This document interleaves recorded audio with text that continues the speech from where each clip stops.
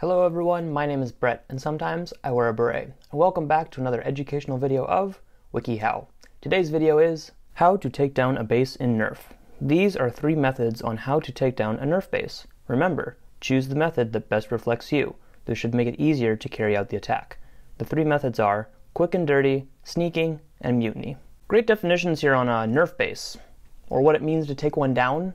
You'd think that maybe the titles of each of these different methods would distinguish them from one another, but I honestly have no idea what to expect just from those titles alone. Now this article is on the smaller side at around 7,400 views, but it's already polling at around a D in approval. And since a Nerf base could be anything, I'm going to imagine an undisclosed bunker with valuables inside it that you would want to capture.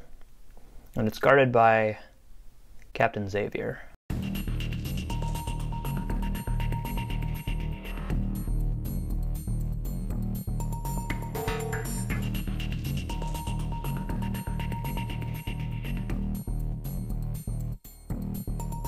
What's up, Beret enthusiasts? In this scenario, we have one main focal point, and it is this singular structure. Now, it's very important to take into consideration that instead of just one entry point that would make this highly defensible and very hard to crack, we do have 2 entry points, and that's what we're going to try to exploit in this situation. We also want to take into consideration all of the cover around this that we can utilize to try and get as close as possible without having to traverse a no man's land. Hey, Jangular, what are you doing?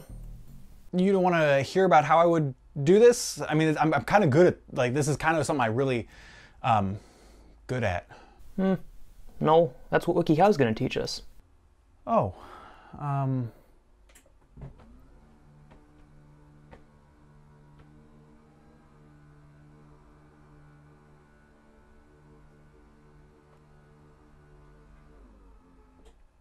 okay. So grab your Nerf grenades because I'm sure they're going to mention those in literally every single step. This is how to take down a base in Nerf according to wikiHow. Method 1. Quick and dirty. Number 1. Recruit a lot of people because you are going to suffer casualties when going with this method. Oh, what a great way to start that off. Get close quarters weapons and automatic weapons such as the Rapid Strike or the Vulcan. Also, get a lot of darts and grenades. Oh, Nerf grenade, check. Actually, the Rapid Strike is not a bad suggestion, especially if you put a little bit of work into it. The Vulcan, Number 2. Attack the base by attacking the guards on the outside, if there are any. After that, chuck a few grenades into the base depending on the size. Be sure to throw at least 1 grenade on each side of the base. Geez, this is a pretty graphic photo. Poor eyeless kid. It would be odd if there's no one outside guarding the base, but I don't know, maybe they're inside where it's safe. Also, when they say to throw at least 1 grenade on each side of the base, do they mean 1 grenade for every wall? Every corner? Or like every room? Regardless, that's a lot of grenades that have to work properly, and won't. Number 3. Enter with 1 person covering 1 side of the base. Fire at any enemies inside. Okay, sure, but why not have multiple people covering all sides? Is there only 1 entrance and exit? Also, sir, you do need some eye protection for that close quarters nerfing. At least the previous dudes didn't have any eyes, so they're alright. Number 4. If there is more than 1 room, throw a grenade in each room and repeat step 3. I hope you brought an entire duffel bag of grenades because you're about to go Oprah Winfrey on this base. Basically a requirement, like you get a grenade, you get a grenade, everybody gets a grenade. I'd like to imagine what it actually looks like is just throwing in handfuls of darts and yelling, "Grenade! Grenade!" Frag out! Grenade! Grenade! Method 2. Sneaking. Wait, that was it for the first method? Are you kidding me? Method 2. Sneaking. Number 1. Recruit 2 people to join you. Have 2 people that are sneaking into the base. Take a gun the size of a Maverick, and it has to be silent. Have the other person cover you with a sniper. Get distractions and grenades. Whoop, Nerf grenade, check. Now instead of inviting a bunch of random people to come and sacrifice themselves, you're a highly skilled team of 3, who's got each other's backs. It also doesn't say that you have to use a Maverick, just that it should be small and quiet like one. And at least 1 teammate will be covering you from afar. So that's good, right? Number 2, try to break a wall on the rear or side of the base quietly and sneak in while crouching. I would have understood it had they said break a window, like some action movie. which you shouldn't do because glass is sharp and can be dangerous, and also you're breaking someone's window. So don't do that. But no, instead, just break the wall. Casually break that wall. If you're doing it right, you can do it quietly, and then you can sneak in while you're crouching. Are you kidding me? Number 3, have one person putting their gun slightly above the other's back and sneak in, but only going in through one side. Oh, is this some tactical entry through that small section of wall that you just demolished? I think I get what they're going for in terms of tactics, but it looks like this guy is holding someone hostage. Also, is that a beret? Number 4, take out a guard when the other guards aren't looking. Then throw a distraction away from you. This should distract the guards enough so that you can throw a grenade at them. What do you know? There were guards the whole time. That's why we went through the side of the wall. But you're outside now? Why do you need to go back outside if you're already inside? And why do you have to grenade the guards? This image already shows that he was tagged out. The guards don't need a distraction because they haven't seen you already come in through the side of a wall that you casually destroyed while crouching.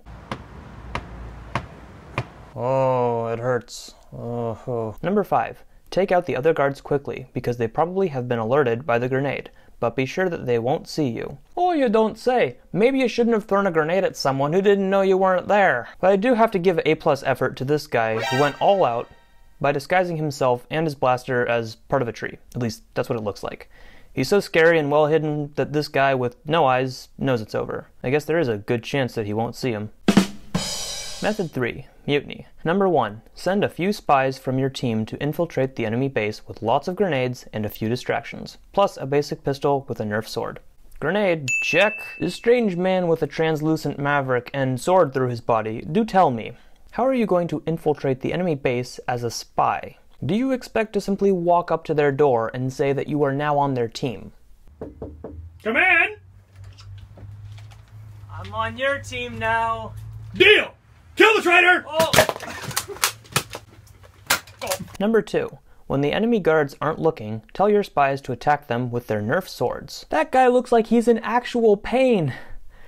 I'd say that you can see it in his eyes, but once again, this guard has no eyes, and he probably has some back problems now too. You know, as terrible as it is that wikiHow seems to love cheating like this, at least they're conserving ammo. Number 3, take cover! Why? If your spies were good enough, shouldn't all the guards be taken care of? Number 4, throw a grenade at the other enemy guards that may have been alerted. No, not again, come on! Then have your spies take over the base. Like I just mentioned, your spies should already be done with this step, if not in the middle of it. Anyone who's trying to do stealthy work, their cover is going to be blown as soon as the shooting starts. Well, that was all 3 methods. And unfortunately, there's no community Q&A at this time. However, there are some tips and warnings, so let's check those out. Tips. Take hostages if possible. Oh, wikiHow, what is your obsession with taking hostages and cheating? Bring backup if something goes wrong. Threaten to destroy the enemy's base if one of your teammates gets captured. Oh, really? And what about your teammate that's currently captured in said base? Release my teammate or I will blow up this base! Deal!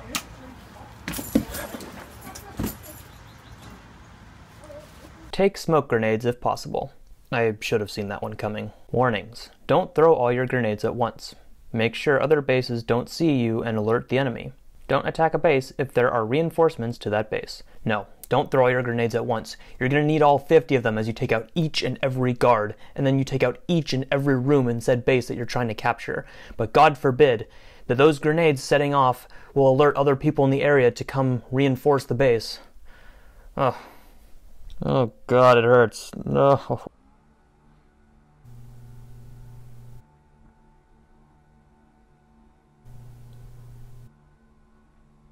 Jangular, you're still here? Sounds like you're all done. Want to hear how I do it now? Yes. You know what? Yes. Please explain. Hopefully without any grenades. Please. How would you lay siege to a base? Assuming this is a 5 versus 5 situation, something you really got to take into consideration is that when a team is heavily fortified and has that advantage, it can often go to their heads. And when it does, they can often make mistakes, and your job is to capitalize on those mistakes. Put yourself in the best situation so that when someone overextends or gets too confident and presents themselves as a target, take that opportunity, gain that advantage, and then use the ensuing confusion to get inside the base and wreak havoc. You can also do things like setting multiple people into one choke point, using that first person as a bait, have them run further in the door, attract all the attention, have someone quickly follow behind, and use them as a cleanup crew for the first person. If that first person can even get a tag, then that's great. They've opened things up for you to then push around the other side and attack from multiple angles, and that's really gonna crack this base open for you, and I think you'll be pretty pleased with the results. Okay, I heard something similar to the quick and dirty method. Just send people straight in through the front and hopefully punch a hole through. You know what? Let's do that. We're going for it.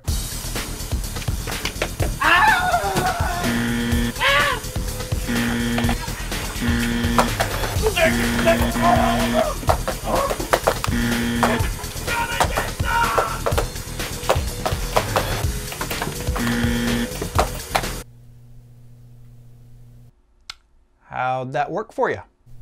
It could have gone better. Blame the article? Blame the article indeed. And on that terrible disappointment, it is time to end. Thank you to everyone who helped make this episode, and thank you for watching.